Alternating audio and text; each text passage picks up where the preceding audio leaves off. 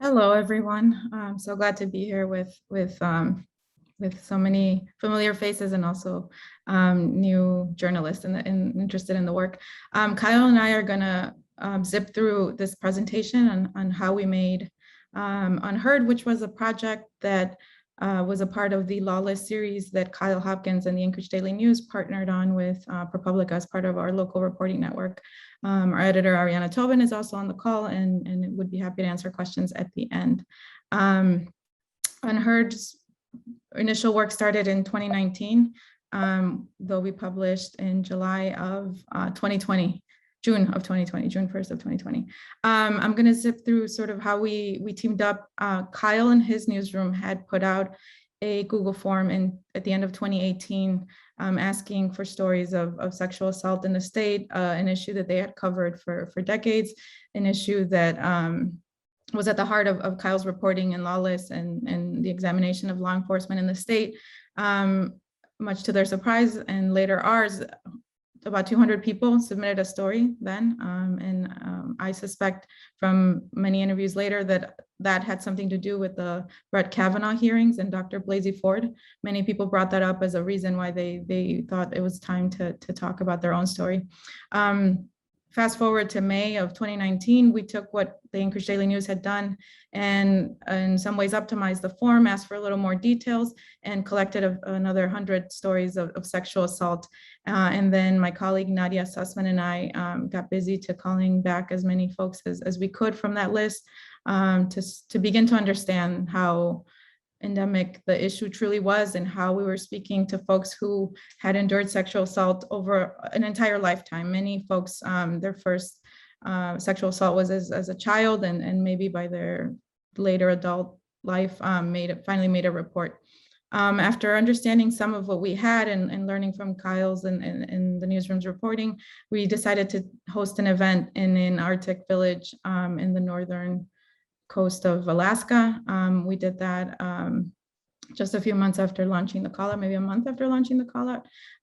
Yeah, just about a month after launching the call out, and invited folks to join us at a rec center at this village, which was a huge learning experience to be able to experience the topic in person in a room full of people, where victims and perpetrators often share space when a community is this small, right? So we had an event there. I could go into much detail about how much of a learning curve that was, but it was a big lesson in learning the culture and the ways that people speak about something difficult in their own communities. Not everyone does that the same way.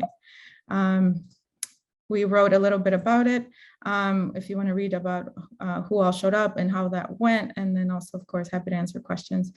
We took Nadia Sussman, who was a videographer at our newsroom interested in shooting. She ended up becoming a full-blown engagement reporter by the end of the process. But all of this to say is that collaborating across our newsroom was really what made this project. By the end of it, we had collaborated with over 20 journalists in both newsrooms to make this happen and to bring it to publish. One thing that I think is important for this group, since I assume you're interested in engagement, after we did all of this effort to understand the issue, we still had no idea what our story was. We still didn't know that it'd be called Unheard and what it would look like. So in August, so now we've gone May to August without being able to tell our editors what the story was. Just continue speaking to lots of folks.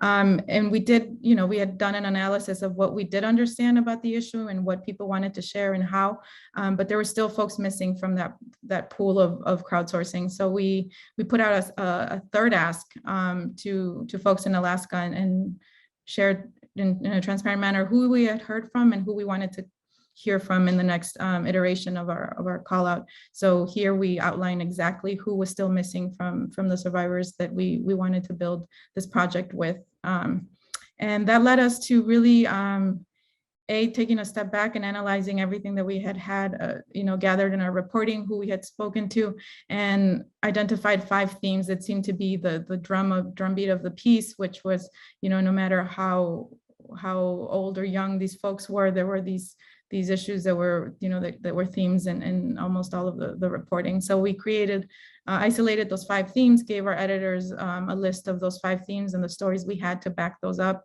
We also started creating a list of resources of what people told us they were missing and wish they had when their sexual assault happened, whether it was in the 70s or 2 years ago. We asked in many different ways how people define justice, since it was at the heart of what we were digging for, and knew it was going to be a very difficult thing to put a name to. But really that also shaped in many ways the piece. And then, by the end of, and I have a little quick, at the bottom right, you see how many different documents we ended up giving our editors to sort of make the case that this piece needed to be, to really replicate how we had collected the information and tell it how we heard it, which was in a cascade of incredibly difficult details with many different folks of all ages, and many, Alaska Natives, Black folks in Alaska, white people who found their way there or were from Alaska, born, raised. And it was really the diversity of the experiences that also stood out, and we wanted to reflect it, which is how we created Unheard. Really important in our work was to establish a collaborative framework. We didn't want to be the ones telling the story, and we didn't want any single individual to be the one telling the story of generational harm and in many ways colonization and all of the layers that come with speaking about sexual assault in a place like Alaska. We also wanted to make sure that the folks who appeared in our collection had as many ways to get out of the reporting as they needed. The door remained open for them to say, listen, this is too much for me. I'm not willing to move forward with this piece. And we did so.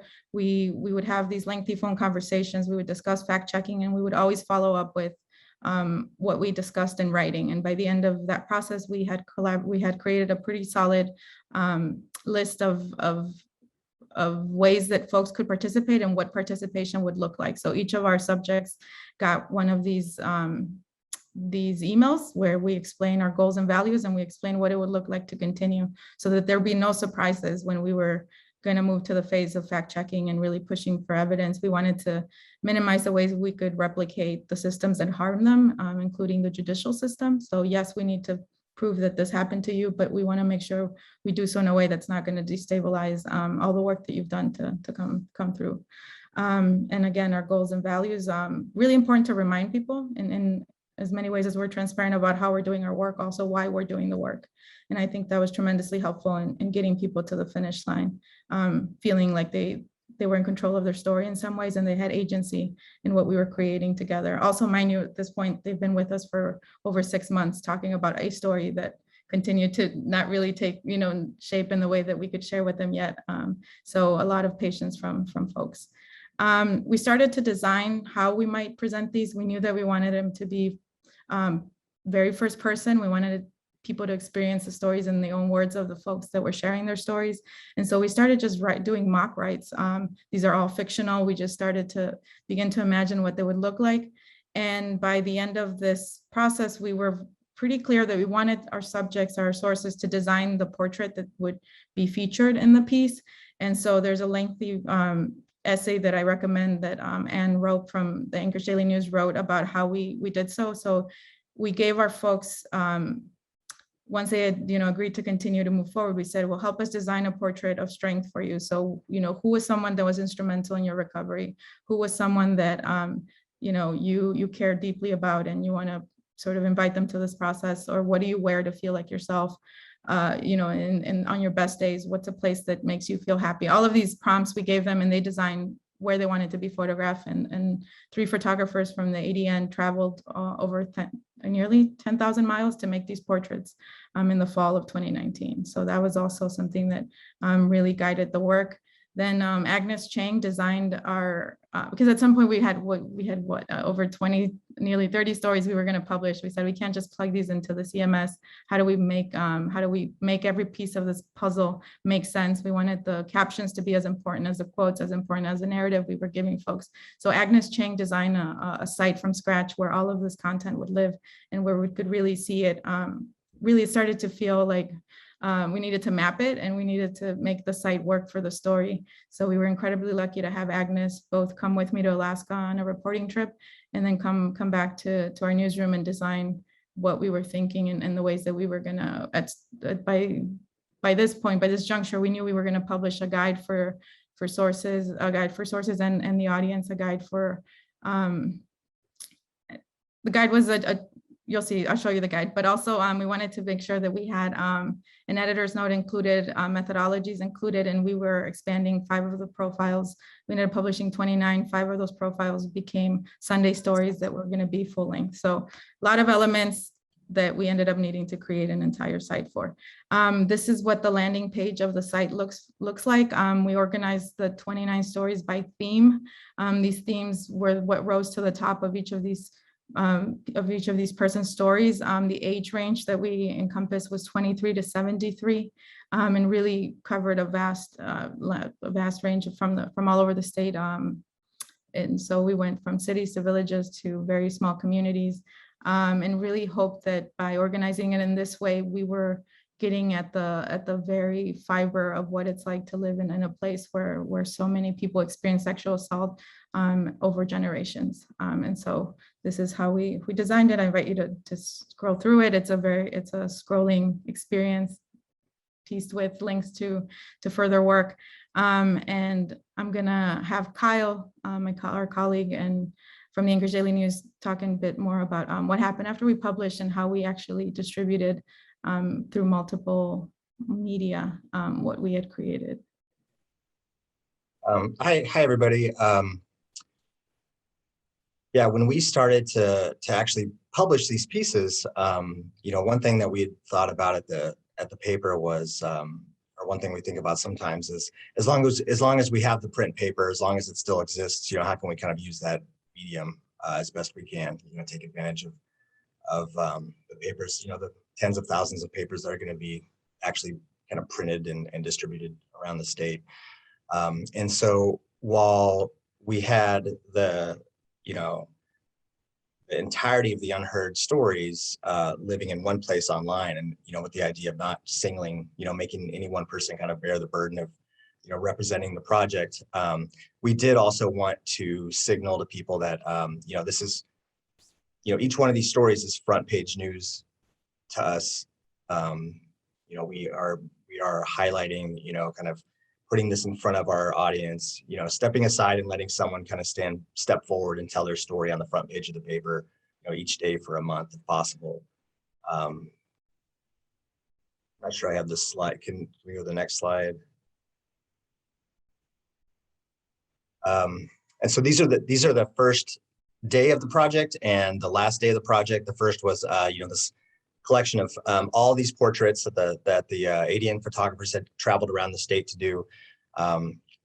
And then on the last day, this blank page, which was meant to represent, of the hundreds of people that we talked to, some people, we were surprised that so many people, from the very first call out, one of the big surprises was, there was a question in the call out that said, would you be willing to talk to a reporter about what happened? Because we were partly just trying to get we were trying to just get a sense of like what the failure points were in the system or the process of, reporting a sexual assault, and did police respond? Was it forwarded for prosecution? I mean, there was very much like we were just trying to get information about the system, from the perspective of people who are reporting sexual assault. And one of the questions was, would you be willing to talk to a reporter on the record about it? And that was one of the big surprises, was almost everybody said they were. But of course, not everyone responded to that was a self-selected respondent to our call out. And also, from our experience reporting on kind of breaking news and high profile incidents, involving a public figure and then someone who was abused, we knew very well that there are lots of people that just don't feel comfortable coming forward. This is not, they just don't want to put themselves out there. And so that blank page at the very end, the idea there was to say, look, we understand there's, this is not an easy thing to do. It's unsafe, for many people, people living in small communities. If they're going to put their name on a story about being abused, they're living sometimes within the same household, with generations of people who abused them. And so that blank page was meant as to acknowledge that, we know that there are many people who are not ready or cannot come forward, and this, the space is kind of reserved for you. There was a companion piece that was meant to walk people through the process of, if you know, one of the problems in Alaska is, despite our we have the highest rate of sexual assault in the nation, but another thing we found from the call out was it was shocking how many people had, been sexually assaulted really from childhood, as a teenager, and then again as an adult, and maybe had reported one or two of those, right? And so it was so clear that there were there was this mountain of unreported sexual assaults, right? And that's another thing that we heard from some of the respondents was that they wanted to change that. They wanted to, people wanted to start talking about this issue and encourage others to report, because otherwise no one's held accountable. And so the team, did a lot of interviews, kind of walking people through, well, if you were to report, here's what you might experience, right? And here's what the, forensic process is like, and the SART process, and, how do you deal with the legal system, with the idea of giving resources to people who might be ready to, to call the police or tell someone in their life. And then, this was a kind of an unexpected, but really cool element of the project was, once we started to publish, we heard from the Anchorage Museum, and Anchorage Museum is just in downtown Anchorage. It's like right in the heart of the largest city in the state. And the museum was interested in showcasing, kind of putting some of these stories and portraits, right out there in the public for everyone to see as you're driving by, these main arterials in Anchorage. And it dovetailed with something that the team had talked about, the design team had talked about, kind of, this kind of museum element to these, to the design. And so, I would see this every day on my drive home from work. This is right kind of on my commute home, is the museum put up these big portraits of each of the people. And then a quote, one of what they had to say. There's also the kind of the white space, or the space of silence, included. And then if you were to walk by the museum, you also, this is not obvious at first, but if you were to walk by these portraits, or go kind of, just you kind of see it across the street, and you're curious what this is, and you kind of walk up to it, there was this audio playing, because, of course, we'd recorded so many of these interviews, and with the permission of the subjects, we had this kind of quiet audio playing, where you could hear people kind of telling these stories, these quotes in their own voices, which is really powerful, in that physical space, right? We have a few more examples. Yeah, skip through it a little bit. The only thing I'll add there is that when folks signed up to be a part of this reporting, we never imagined it becoming a public space piece. And when the museum approached us, I said, maybe 3 or 4 will want to say, yes, this is a big ask and something very radical from what we had asked for. And much to our surprise, 27 out of the 29 said yes to putting their portraits out. And these were 9 by 10 feet images of themselves. So it was really powerful to us also to see that full circle come and be able to share their voices. So it was an incredible collaboration, even locally there with ADN brokering this and us being able to make it happen. And it happened over 2 weeks after we published. The museum had it up and ready to go with the audio. So it was a really wonderful way for us to sort of close the package.